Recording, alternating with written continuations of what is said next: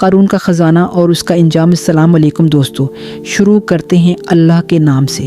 بسم اللہ الرحمن الرحیم۔ آج ہم آپ کو سنانے جا رہے ہیں ایک ایسی سچی اور عبرت انگیز کہانی جو ہمیں غرور، دولت، حسد اور انجام کا گہرا سبق دیتی ہے۔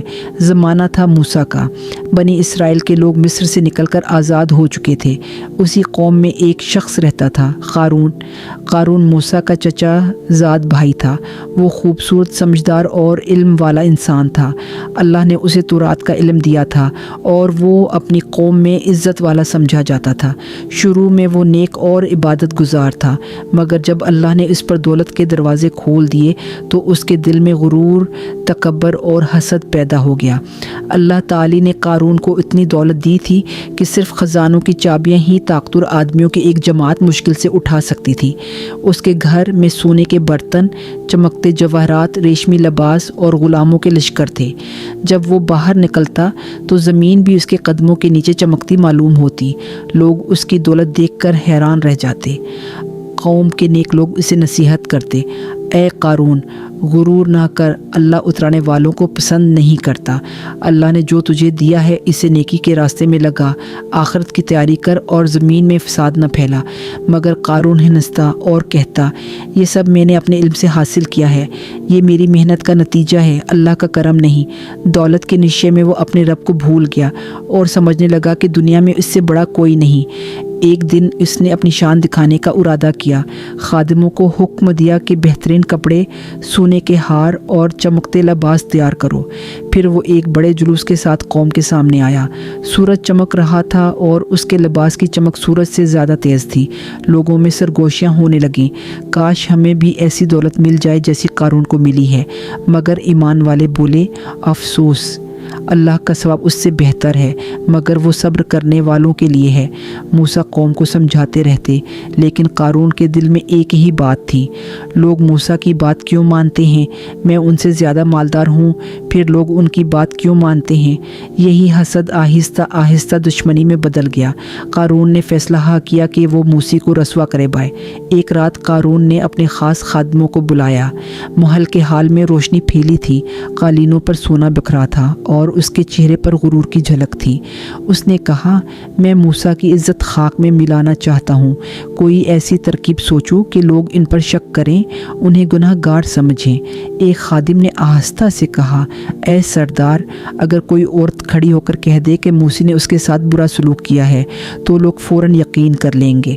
قارون کے چہرے پر شیطانی مسکراہٹ پھیل گئی۔ اس نے کہا، ہاں، یہی کیا جائے گا۔ کل اس عورت کو بلاؤ جس کی قوم میں عزت ہے مگر غریب ہے۔ اگلے دن ایک عورت کو لایا گیا۔ وہ غریب تھی مگر لوگ اس سے نیک اور پاک دامن سمجھتے تھے۔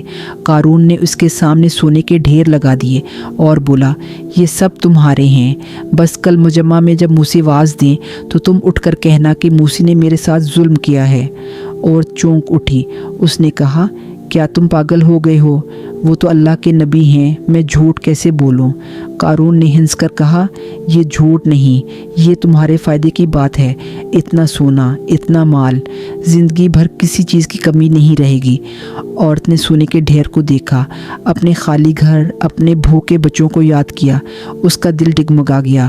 اس نے آہستہ سے سر جھکا لیا۔ قارون مسکرایا، بس یاد رکھنا، تمہیں کل کے مجمع میں بولنا ہے۔ اگلے دن موسیٰ بنی اسرائیل کے مجمع میں آئے۔ لوگوں کی بڑی تعداد جمع تھی۔ ان کا چہرہ نور سے روشن اور آواز میں نرمی و سکون۔ وہ کہنے لگے، اے بنی اسرائیل، اللہ سے ڈرو، سچ بولو، پاک دامن رہو۔ جو اللہ سے ڈرتا ہے اللہ اسے عزت دیتا ہے۔ قارون پیچھے کھڑا مسکرا رہا تھا۔ اس نے اپنے خادم کو اشارہ کیا۔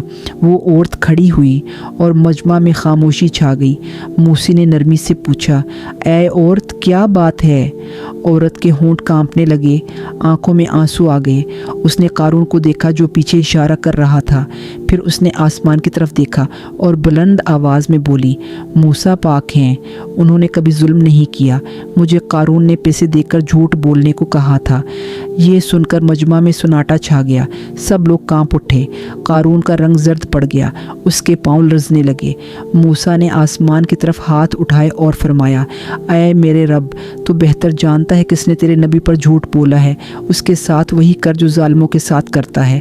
اللہ نے زمین کو حکم دیا، اے زمین قارون کو اپنی گہرائیوں میں لے جا۔